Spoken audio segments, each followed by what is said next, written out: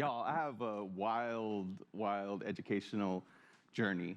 I went to 12 different K through 12 schools, and as you can see, I collected my student IDs like they were baseball cards.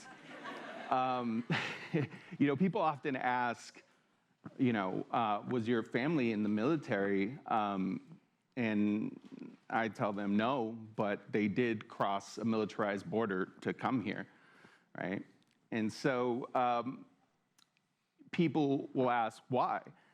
Like so many others, right, that do this is to provide their family a better life. I am literally standing in front of you because of my grandfather's journey. Unfortunately, I was not able to meet my grandfather. He passed away before I was born. But I owe him everything for what he's done. I literally embody his dream. However, I want to stand here and make sure that you know that I do not want to romanticize forced migration. Forced migration comes with trauma, and that trauma is passed on to the descendants of those who migrate, right? And so that trauma then, for me, who went to all these different schools, was something that I had to carry with anxiety and nerves, right? And so I can't help but today and think, if my grandfather felt that same way when he went from job to job, season by season, was he feeling that anxiousness? Was he feeling those nerves, speaking a different language, unfamiliar territory? Chicana feminist Gloria Anzaldúa says that people negotiating these liminal spaces are in constant transition. It is a place of where the forbidden and the prohibited live, right? In other words, Anzaldúa calls this place the borderlands. Psychological and physical borders create this world of us and them.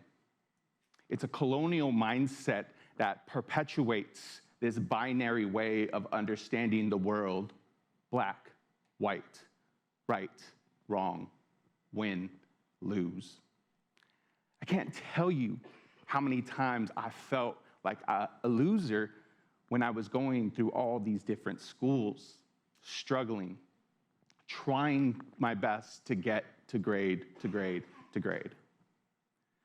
But I did what I had to do in the best way that I could do it, and I just put my head down and continued to push through.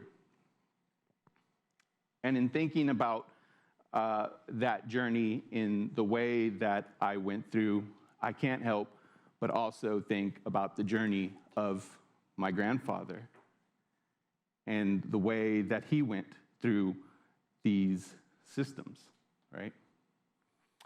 So down the road, I was very fortunate, right, to finally finish my K through 12 schooling experience. I would graduate high school, and I would go to college, and I would become an award-winning journalist.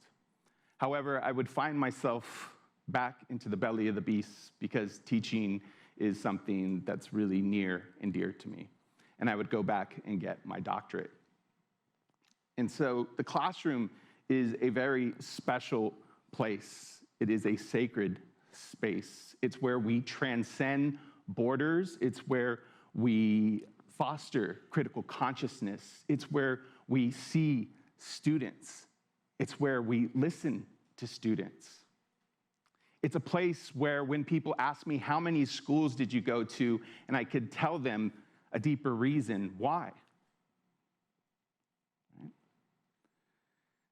US policies like NAFTA, right, take corporations who go into countries like Mexico, exploit the labor, deplete the resources, causing people to migrate. Currently, hundreds of thousands of people, as we speak, are migrating because of wars, because of climate change, right?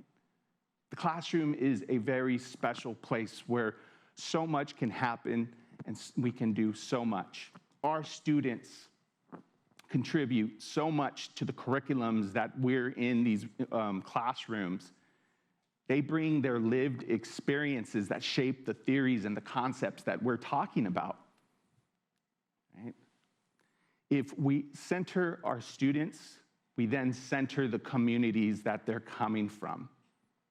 And if we're doing this, we're then bringing down the walls that are creating this us-them binary. So, thank God, I finally would finish my PhD and no more student IDs. However, when I did graduate, I did attend my graduation, and when I crossed the stage, I did have one ID on me, but it wasn't mine. It was my father's immigration card.